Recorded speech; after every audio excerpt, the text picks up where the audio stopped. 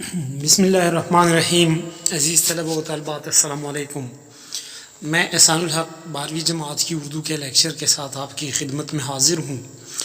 آج ہم سبق نمبر 2 کی طرف جا رہے ہیں، جس کے مصنف مہدی افادی ہے.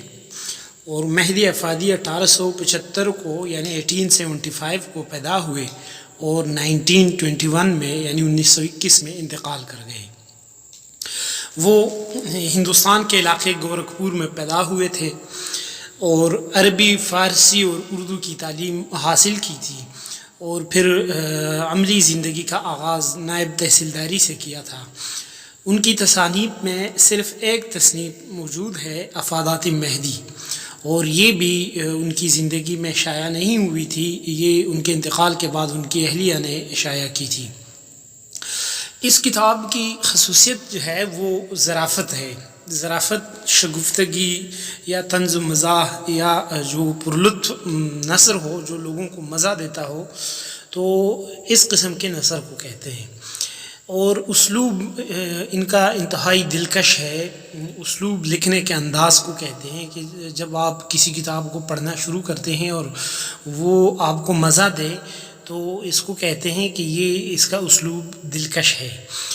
وہ ہندوستان میں جو رومانوی تحریک شروع ہوئی تھی تو مہدی افادی بھی اس تحریک کے پیروکاروں میں سے تھے، اور اس تحریک کو انہوں نے بہت فروغ دیا تھا.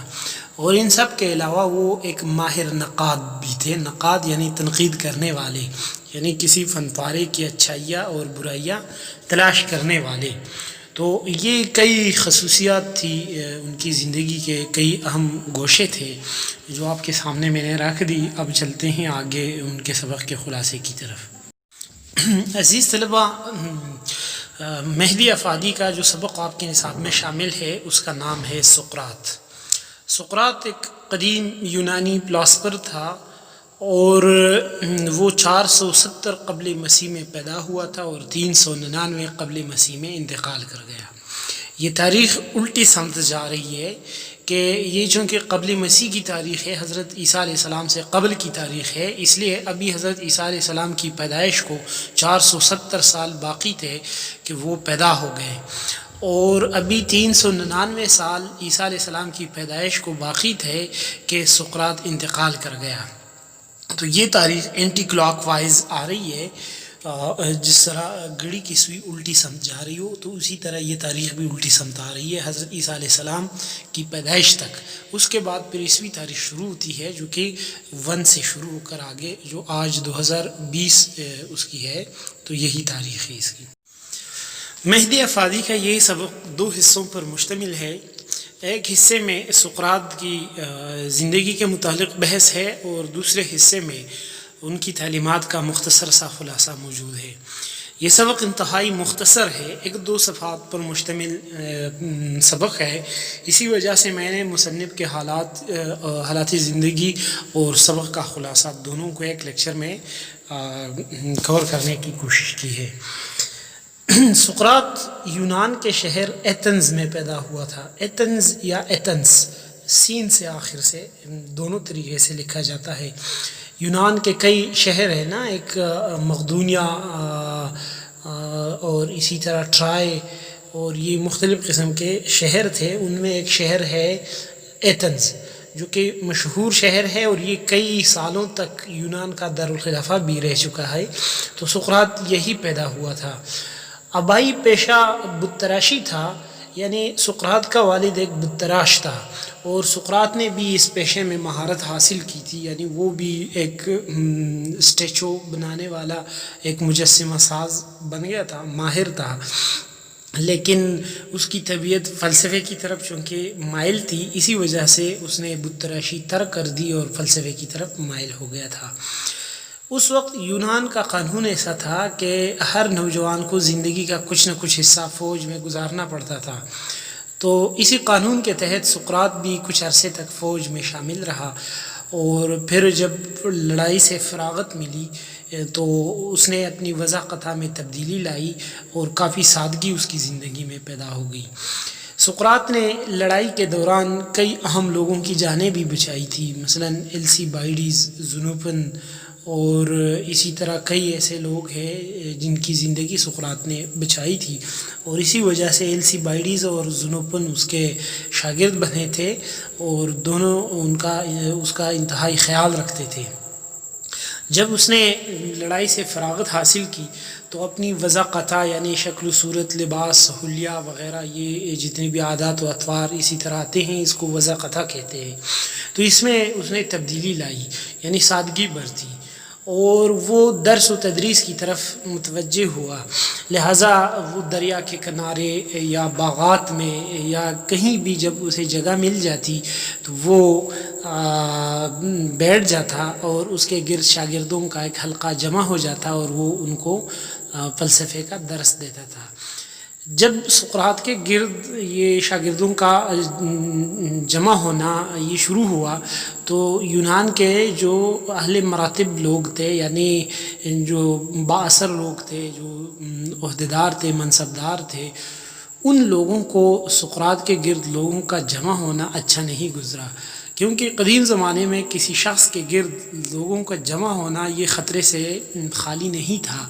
بادشاہ کے لیے خصوصی خطرہ یہ ہوتا کہ کہیں ایسا نہ ہو کہ یہ شخص میرے خلاف کوئی بغاوت کھڑی نہ کر دے، تو اسی وجہ سے عمراء نے سقراط کے خلاف سازشیں شروع کر دی، اور آخر کار یہ سقراط پر الزام لگا کہ یہ نوجوانان ایتھنز کے اخلاق کو خراب کرتا ہے اور نوجوانوں کو سکھلاتا ہے کہ والدین کی اطاعت نہ کرے۔ اب حقیقت تو یہ تھی کہ سقراط علم سکھاتا تھا، اور والدین اپنے بچوں کو منع کرتے تھے کہ آپ علم حاصل نہ کریں۔ تو اس صورت میں سقراط نے یہ کہا تھا کہ اگر آپ کے والدین آپ کو کسی جائز کام سے روک رہے ہیں تو آپ پر جائز ہے کہ آپ اس کی اطاعت نہ کریں، والدین کی اطاعت نہ کریں۔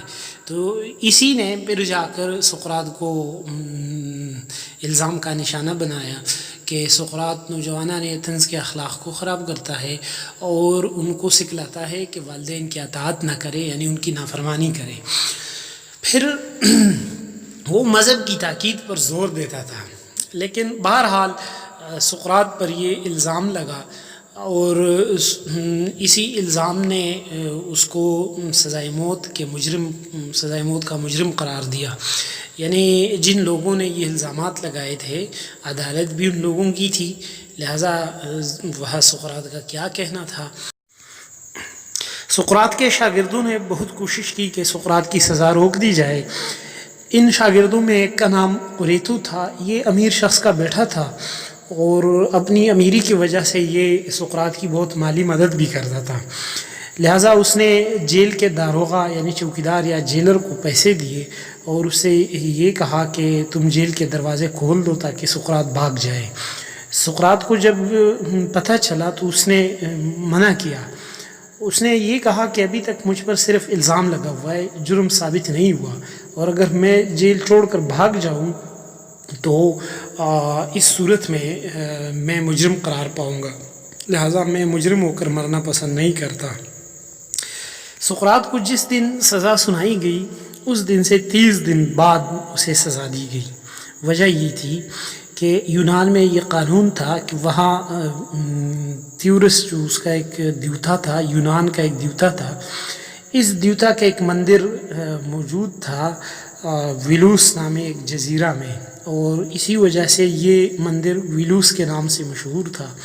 لہٰذا سال بھر جو لوگ منتیں مانتے تھے تو وہ نظر و نیاز کے جو پیسے یا جو بھی چیزیں وہ مانتے تھے وہ چیزیں اکٹھی کر کے سال کے ایک مہینے میں جہاز روانہ کیا جاتا تھا، سال بھر کی وہ منتیں لوگوں کی جمع کر کے وہ جہاز میں ڈال کر، اور وہ جہاز اس ویلوس نامی جزیرے یا ویلوس نامی مندر کو وہ نیاز کا جو سامان تھا وہ لے کے جاتے تھے۔ تو قانون یہی تھا کہ جب یہ جہاز سفر پر روانہ ہو جائے اسی دوران کسی بھی مجرم کو سزا نہیں دی جائے گی، چاہے وہ سزائے موت ہو یا کوئی اور سزا ہو، تو کسی بھی مجرم کو سزا نہیں دی جائے گی۔ تو اس جہاز کے آنے جانے میں تقریباً 30 دن لگتے تھے، لہٰذا سقراط کی سزا بھی 30 دن تک ملتوی کر دی گئی تھی، اور پھر 30 دن بعد سقراط کو سزا دی گئی۔ سزائے موت اس وقت سزائے موت کا طریقہ یہی تھا اس زمانے میں کہ سزائے موت کے مجرم کے آگے زہر کا پیالہ رکھ دیا جاتا تھا اور وہ زہر پی جاتا اور پھر تڑپ تڑپ کر مر جاتا. تو سقراط نے بھی زہر کا پیالہ پی کر اپنی جان دے دی تھی. بعد میں یونان کے لوگوں کو بہت پچھتاوا ہوا اور وہ بہت زیادہ پریشان تھے کہ ہم نے بہت زیادتی کی، لیکن جو ہونا تھا وہ تو ہو گیا تھا. سقراط نے شادی بھی کی تھی اور وہ جس عورت سے اس کی شادی ہوئی تھی وہ حد درجے کی بدتمیز عورت تھی، یعنی بدمزاج تھی. یونان میں یہ بدمزاجی کے حوالے سے بہت مشہور تھی. زین تھیپی نام تھا اس عورت کا، اور سقراط نے جان بوجھ کر اس عورت سے شادی کی تھی کہ مجھ میں صبر و برداشت کا مادہ آ جائے. تو صبر و برداشت کا مادہ پیدا کرنے کی وجہ سے اس نے اس عورت سے شادی کی تھی. سقراط کے شاگردوں میں افلاطون اور زنوفن بہت مشہور ہے. ان دونوں نے سقراط کی زندگی کو یا زندگی کے حالات کو مرتب کیا. افلاطون نے الگ کتابی صورت میں اور زنوفن نے الگ کتابی صورت میں. دونوں نے سقراط کی زندگی کے متعلق لکھا. آج ہم سقراط کے متعلق جو بھی جانتے ہیں تو وہ افلاطون اور زنوفن کی دستیاب کتابوں کی وجہ سے مانتے ہیں یا جانتے ہیں. اور سقراط کا جو فلسفہ ہے اس کا نچوڑ یا بنیادی خلاصہ یہی تھا کہ سقراط کہتا تھا کہ یہ دنیا ایک نقل ہے، اور اسی وجہ سے سقراط شاعری کو تیسرے درجے کی نقالی سمجھتا تھا. کہ جب اس سے پوچھا گیا کہ جب یہ دنیا نقل ہے تو پھر اصل چیز کیا ہے، تو سقراط نے جواب دیا کہ اصل چیز جو ہے وہ عالمی مثال ہے. اب عالمی مثال کہاں ہے؟ تو سقراط کہتے ہیں کہ وہ سوچ ہے. اصل جو دنیا ہے وہ سوچ ہے، یعنی عالمی مثال خدا کے ذہن میں موجود ہے. مثلا اس نے یہ تصور دیا تھا کہ جس طرح کسی بڑھئی یعنی ترکان کے ذہن میں پلنگ بنانے کا ایک نقشہ آتا ہے اور پھر وہ لکڑی اور اوزار اٹھا کر اس سے پلنگ بناتا ہے، تو یہ پلنگ جو لکڑی سے بنایا گیا ہے یہ اس پلنگ کا نقشہ اتارا گیا ہے یا اس پلنگ کی نقل ہے جو بڑھئی یا ترکان کے ذہن میں موجود پلنگ تھا. تو یہ اس کی نقل ہے. لہٰذا اسی طرح عین دنیا کے پیدا کرنے کا تصور جب خدا کے ذہن میں آیا تو وہ ایک سوچ تھی، وہ عالمی مثال ہے اور وہی اصل چیز ہے. اور یہ جو دنیا بنائی گئی ہے پھر اس کے بعد تو یہ مادی شے جو ہمارے سامنے جس میں ہم رہ رہے ہیں، خود ہمارا جسم بھی اس میں شمار ہوتا ہے، تو یہ نقل ہے، مادی شے ہے. لہٰذا شاعر جو بھی لکھتا ہے، شاعر جو بھی مضمون اٹھاتا ہے تو وہ اس مادی دنیا کے مادی اشیاء سے مضامین اٹھا کر لکھتا ہے. اسی وجہ سے شاعری تیسرے درجے کی نقالی ہو گئی، اور یہی سوچ کر سقراط نے اپنی شاعری جلا بھی دی تھی. عالمی مثال کا جو تصور سقراط نے دیا تھا اس کا خلاصہ یہی تھا کہ اصل دنیا خدا کے ذہن میں ہے، یعنی جسے ہم روحانی دنیا کہتے ہیں، اور یہ جو مادی دنیا ہے یہ اس کی نقل ہے. کہ سب سے پہلے انسان کے ذہن میں کسی چیز کا ایک خاکہ سا آتا ہے اور پھر اسی خاکے کو اتارتا ہے. تو اسی طرح خدا نے جب دنیا بنانے کا ارادہ کیا تو ذہن میں پہلے ایک تصور آیا تھا کہ میں اسی قسم کی ایک کائنات بناؤں گا. تو وہ جو تصور ذہن میں آیا تھا، اصل دنیا یا اصل کائنات جو ہے وہ وہی ہے. اور یہ جو سامنے ہمارے موجود ہے، یہ جو کائنات ہمارے سامنے موجود ہے تو یہ نقل ہے، اور شاعر اسی کائنات سے مضامین اٹھا کے لکھتا ہے. لہٰذا یہ نقل کی نقل بن گئی، تو یہ تیسرے درجے کی نقالی ہے. پھر سقراط نے ایک تصور دیا تھا کہ اسے کہتے ہیں مثالی ریاست کا ایک تصور.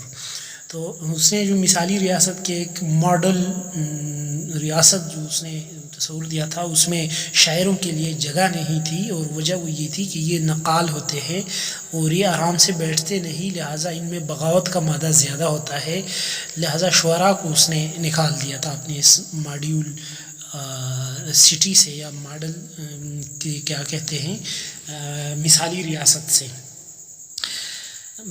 اب چلتے ہیں سقراط کی دیگر تعلیمات کی طرف کہ ان کی تعلیمات کا چھوڑ کیا تھا۔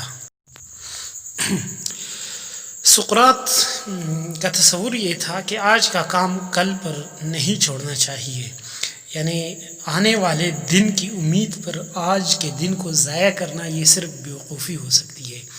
مطلب اس کا یہ تھا کہ اگر کوئی شخص یہ سوچ کر آج کچھ کام نہ کرے کہ چلو یار کل کریں گے اس کام کو، تو لہٰذا آج کا دن اس نے برباد کر دیا، اور ایسا کرنا صرف بیوقوفی ہی ہو سکتی ہے۔ کیا معلوم کل مصروفیات اور بھی بڑھ جائے اور انسان کو وقت نہ ملے۔ اس کے علاوہ حصول علم کی اہمیت سقراط کی نظر میں بہت زیادہ تھی، کہ علم کے حصول پر وہ زیادہ زور اس لیے دیتا تھا کہ انسان علم کا تعلق جو ہے یہ اصل سے ہے، روح سے ہے، اور روح جو ہے یہ بنیادی انسان یہی ہے، لہٰذا روح کی غذا جو ہے وہ علم ہی ہے، علم سے ہی روح کی غذا پوری ہوتی ہے۔ اور پھر اس کے لیے سقراط کہتے ہیں کہ کسی وقت خاص کی ضرورت نہیں ہے، یعنی زندگی کا کوئی بھی حصہ معلومات کو فروغ دے سکتا ہے۔ انسان چاہے زندگی کے کسی بھی مرحلے میں ہو وہ علم حاصل کر سکتا ہے، اور پھر اکتساب علم کے لیے یعنی جو ذاتی کوششوں سے علم حاصل کی جائے تو اس پر تو وہ بہت زیادہ زور دیتے تھے۔ سقراط کی نظر میں حصول علم کی اہمیت کا اندازہ اس واقعے سے لگایا جا سکتا ہے کہ ایک شخص سقراط کے پاس آیا اور کہنے لگا کہ میں علم حاصل کرنا چاہتا ہوں۔ اس وقت سقراط گھوڑوں کے استبل میں موجود تھا، اور گھوڑوں کے لیے کسی ٹاپ میں پانی پڑا ہوا تھا، تو سقراط نے اس آدمی کو گردن سے پکڑ کر اس پانی میں ڈبو دیا۔ جب کافی دیر تک وہ ہاتھ پاؤں مار رہا تھا تو سقراط نے اسے اٹھایا، اور پھر جب وہ اس کی سانسیں بحال ہو گئی تو سقراط نے اس سے پوچھا کہ اب بتاؤ، جب میں نے تجھے پانی کے اندر رکھا تو تمہیں اندر کس چیز کی زیادہ ضرورت محسوس ہوئی؟ تو اس بندے نے کہا کہ مجھے سانس کی بہت ضرورت محسوس ہوئی تھی۔ تو سقراط نے کہا کہ جاؤ، جس طرح تجھے سانس کی ضرورت محسوس ہوئی تھی اسی طرح جب علم کی ضرورت محسوس ہو جائے تو پھر میرے پاس آ جانا، میں تجھے علم سکھا دوں گا۔ اب آتے ہیں اگلے نقطے کی طرف کہ کتب بینی جو ہے یہ سقراط کی نظر میں ایک عیش پرستی ہے، اور یہ ایک ایسی عیش پرستی ہے کہ جو انسان کا اختیاری امر ہے، یعنی انسان چاہے اسے اختیار کرے چاہے اختیار نہ کرے۔ لیکن سقراط اس عیش پرستی پر زور دیتا ہے کیونکہ کتب بینی سے علم کو فروغ ملتا ہے، اور سقراط کی نظر میں ایک جاہل شخص واجب الرحم ہے، لیکن اس جاہل سے زیادہ وہ شخص واجب الرحم ہے جس کا استاد کوئی جاہل ہو، کوئی بد تہذیب آدمی ہو، یا تاریک آدمی ہو، تاریک خیال آدمی ہو، تنگ نظر آدمی ہو، تو سقراط کی نظر میں پھر وہ شخص زیادہ واجب الرحم ہے، کیونکہ ایک تو وہ شخص ہے جو کہ جاہل ہے، جو علم نہیں سیکھا اس نے یا سیکھ نہیں رہا، وہ تو رحم کے قابل ہو گیا ہے، لیکن ایک وہ شخص ہے جو یہ سمجھتا ہے کہ میں تو علم حاصل کرتا ہوں، لیکن وہ جس سے علم حاصل کرتا ہے وہ شخص خود جاہل ہے، لہٰذا یہ انتہا درجے کی بیوقوفی ہو گئی۔ سقراط کی تعلیمات میں یہ بھی شامل تھا کہ دشمن کے ساتھ معزز برتاؤ کیا جائے، یعنی عزت والا سلوک کیا جائے، اور آدمی کی کوشش زیادہ سے زیادہ یہ ہو کہ دشمن کو تکلیف دینے سے خود کو باز رکھے۔ اسی طرح غیبت کرنے والوں کو وہ شریف نہیں سمجھتے تھے، کہ ایک شخص اس کے پاس آیا اور کہنے لگا کہ فلاں شخص نے آپ کی برائی بیان کی، تو سقراط نے اس شخص کو بری نظر سے دیکھا اور کہا کہ مجھے تم شریف نہیں لگ رہی۔ پھر سقراط زیادہ زور دیتے ہیں ضمیر کی پیروی کرنے پر، کہ کانشنسنس کی پیروی کرے، کہ ضمیر کبھی بھی انسان کو غلط فیصلہ نہیں دیتا۔ یہ انسان کے پاس ایک واحد شے ہے جو خود براہ راست خدا کی تعلیمات کے زیر اثر ہے، اور انسان جب کسی مسئلے میں گر جائے، کسی مسئلے میں گرفتار ہو جائے اور کہیں سے بھی اسے کوئی رہنمائی نہ ملے تو انسان کو اپنے ضمیر کی طرف متوجہ ہونا چاہیے کہ کیا ہے۔ لہٰذا جب انسان اپنے ضمیر کو سمجھے تو کوئی بھی برائی انسان کے قریب نہیں آ سکتی۔ اور سقراط یہ کہتے ہیں کہ اصلیت پر نظر رکھنا ضروری ہے، کسی بھی شے کی اصلی حیثیت جو ہے وہ کیا ہے۔ اور عالم مثال کا جو تصور میں نے سقراط کا آپ کو بیان کیا تو اس میں بھی وہ اصلیت پر زور دیتے ہیں، باقی یہ دنیاوی چیزیں سقراط کی نظر میں یہ تو نقل ہے اور نقل کی کوئی اہمیت نہیں اس کی نظر میں۔ پھر سقراط کہتے ہیں کہ عقل کی مخالفت کرنے والے وہ بیوقوف ہوتے ہیں، اور سقراط کہتے ہیں کہ میں عقل کی مخالفت کرنے والوں کو جمادات میں شمار کرتا ہوں۔ جمادات یعنی وہ چیزیں جو جامد چیزیں ہیں، یعنی جو حرکت نہیں کرتے۔ تو سقراط کہتے ہیں کہ عقل کی مخالفت کرنے والے وہ بے جہان لوگ ہوتے ہیں۔ لہٰذا عقل اگر بری چیز ہوتی تو خدا انسان کو یہ تحفے کے طور پر نہ دیتی، لیکن خدا نے انسان کو یہ چیز دے ہوئی ہے، لہٰذا یہ کام کی چیز ہے۔ اور عقل کے متعلق خود قرآن مجید میں بھی جگہ جگہ ارشاد ہوا ہے کہ افلا تعقلون، کیا آپ عقل نہیں رکھتے؟ افلا تتدبرون، کیا آپ تدبیر نہیں کرتے؟ افلا تشعرون، کیا آپ شعور نہیں رکھتے؟ تو اس طرح کئی جگہوں پر قرآن مجید میں واضح طور پر فرمایا گیا ہے۔ پھر یہ بھی فرمایا گیا ہے کہ اور اس میں عقل والوں کے لیے نشانیاں ہیں، کہ عقل والے صرف اس سے نشانیاں لے سکتے ہیں۔ لہٰذا عقل کام کی چیز ہے، اس کی مخالفت ناممکنات میں سے ہے۔ اور اب عزیز طلباء، یہ جو سبق میرے خیال سے 2.5 صفحات پر مشتمل یہ سبق تھا، اس کا خلاصہ بھی ختم ہوا۔ سبق کے علاوہ سقراط کے متعلق اور بھی میں نے آپ کو بتا دیا۔ سبق آپ خود پڑھیں، ریڈ کریں، کیونکہ آپ ریڈنگ کر سکتے ہیں، اور اس میں مشکل الفاظ جو آپ کے سامنے آ جائے اس کی ایک فہرست بنا کے مجھے گروپ میں بھیج دیں تو آپ کو اس کے معنی مل جائیں گے۔ تب تک کے لیے یہی کافی ہے۔ انشاءاللہ نیکسٹ لیکچر میں پھر اگلے سبق کی طرف جائیں گے۔ تب تک کے لیے اجازت دیجیے۔ اللہ حافظ۔ اللہ ہم سب کا حامی و ناصر ہو۔ بہت بہت شکریہ۔